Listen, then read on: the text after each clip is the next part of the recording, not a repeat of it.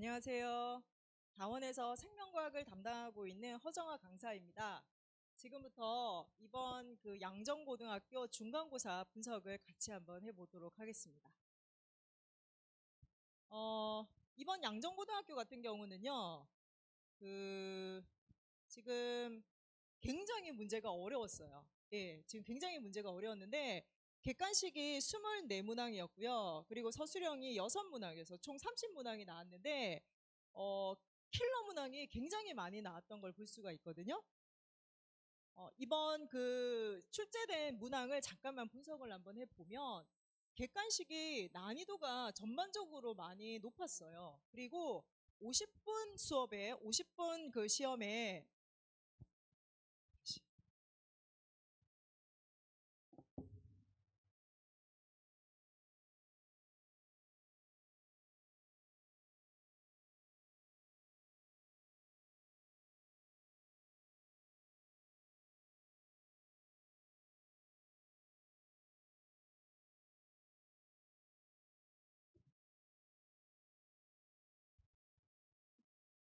안녕하세요. 다원에서 생명과학을 담당하고 있는 허정아 강사입니다. 지금부터 양정고등학교 중간고사 시험을 분석을 한번 해보도록 하겠습니다. 이번 양정고등학교 같은 경우는 총 30문항이 출제가 됐고요. 객관식이 24문항이고 서술형이 6문항이 나왔는데 상, 중상, 중하 이렇게 골고루 이렇게 출제가 되었고요. 문제가 상당히 어려웠어요. 그리고 시간에 비해서 문항수가 많기 때문에 학생들이 시간 부족으로 거의 막판에 찍는 경우도 되게 많았거든요. 객관식하고 서술형이 이렇게 출제가 되었는데 이 객관식 같은 경우는 전반적으로 난이도가 굉장히 높았어요. 그래서 시간에 비해서 문항수가 많았기 때문에 그리고 쉬운 문제부터 최상의 난이도의 문제까지 굉장히 골고루 출제가 되었고요. 특징이 뭐냐면 전체적으로 차지하는 이 신호 전달, 자극의 전달은 굉장히 분량이 적었음에도 불구하고 전 범위의 40%가 요 단원에서 출제가 됐어요. 근데 사실은 이 신호 전달 또는 자극의 전달 이 단원은 유전의 버금갈 정도로 수능에서 등급이 결정되는 그런 단원이거든요. 근데 너무 많이 출제가 되었고 출제된 거의 대부분의 문제들이 킬러 문항으로 나왔기 때문에 50분이라는 시간 동안 학생들이 이거를 다 풀기에는 시간이 부족하지 않았을까 그런 생각이 들고요. 서술형 같은 경우도 전 범위에서 골고루 출제가 되기는 했는데 특징이 뭐냐면 큰 문항 하나에 소문항이 너무 많이 출제가 된 거죠. 그래서 저희가 지금 분석을 해봤었을 때 큰 문항이 6개가 나왔거든요. 근데 이 6개 큰 문항에 짜잘한 소문항이 너무 많이 나왔기 때문에 애들이 시간이 굉장히 부족했을 거라고 생각이 들고요. 아마 문제를 풀면서 애들이 많이 당황하지 않았을까 그런 생각이 들었습니다. 이거는 학생들이 저한테 제출한 시험지고요. 시험지 보면 지금 신호전달 파트가 굉장히 많아요. 신호전달 거의 신호전달 막 이렇게 분포가 되어 있는데 사실은 이 문제는 그냥 보는 것만으로도 되게 부담스러운 그런 문제들이거든요. 근데 이거를 실제로 풀면서 학생들이 더 많은 부담을 느낄 수 있는 그런 문제들이라고 볼 수가 있고요. 제가 문항별로 이렇게 쭉 분석을 한번 해봤는데요. 문제가 너무 많아요. 50분 동안 이거를 다 풀기가 사실은 쉽지가 않은데 지금 보시면 선생님이 전체적으로 문제를 다 내기는 하셨지만 자극의 전달, 신호 전달의 문제가 압도적으로 많이 분포가 되어 있고요. 그리고 이 신호 전달 문제가 배점이 다른 것보다 높음을 알 수가 있어요. 그래서 보면 대부분 신호 전달 같은 경우는 상 또는 중상 문제가 거의 대부분을 차지하고 있어요. 그래서 요거 한 문제 푸는데도 시간이 꽤 많이 걸리거든요.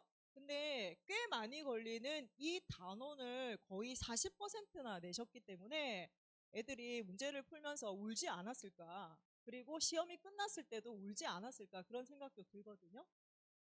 지금 보시면 요거 신호 전달인데 사실은 수업 시간에 한 번씩은 거의 다뤘던 문제들인데요.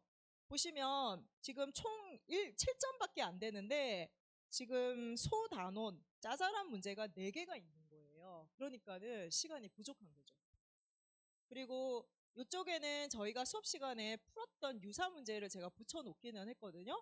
수업 시간에 사실은 이런 문항을 여러 번 반복해서 풀기는 했지만 이거를 다시 풀기 위해서는 사실은 집중해서 이렇게 풀어야 되거든요.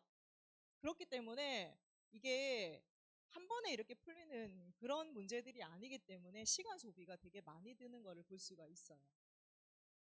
요것도 보시면 지금 출제된 문제와 제가 수업 시간에 이렇게 했던 그런 문제들이 지금 똑같이 출제가 되고 있는 걸 볼 수가 있거든요.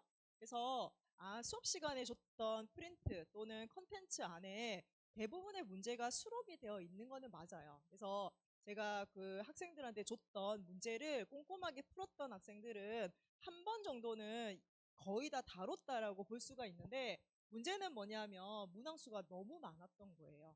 네. 물론 시간이 좀 더 많이 주어졌으면 그거를 푸는 데 있어서 그렇게 어렵진 않았을 것 같은데 문제 수가 너무 많다 보니까는 이게 난이도와는 또 별개로 또 어렵게 느껴지는 거거든요. 이것도 보시면 이거는 출제됐던 거고요. 그리고 이거는 수업 시간에 나왔던 문제들이에요. 그래서 거의 비슷하다라고 볼 수가 있죠. 그래서 이번에 그 시험에 대한 총평과 대책을 잠깐만 보면 이번 중간고사가 문항수가 너무 많았고 시간이 부족했고 그리고 난이도가 너무 높았어요. 그래서 애들이 너무 힘들지 않았을까 그렇게 생각이 들고요. 어떤 어머니께서 그런 얘기 하시더라고요. 찍어서 운이 좋은 학생이 오히려 점수가 높은 그런 기현상도 있다 이런 얘기를 하거든요. 네, 그래서 조금 그런 게 살짝 아쉽기는 하더라고요.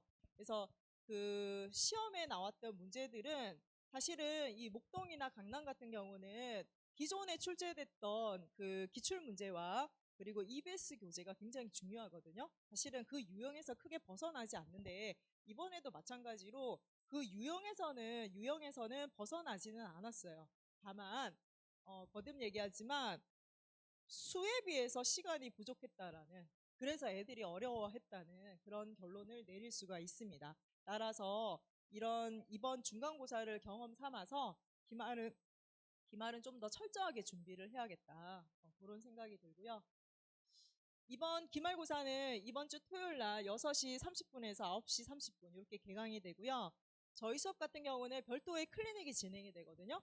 수업을 전후로 해서 1시간 정도 이렇게 클리닉을 하고요. 그리고 매주 토요일 2시에서 6시 사이에 별도 클리닉이 진행이 되기 때문에 수업 시간이 좀 더 어려웠던 그런 문제들 있잖아요. 그런 문제들은 클리닉을 통해서 실력 향상을 할 수 있게끔 그렇게 하시면 될 것 같아요.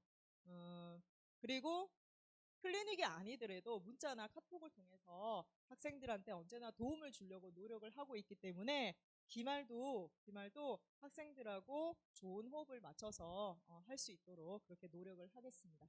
네, 감사합니다.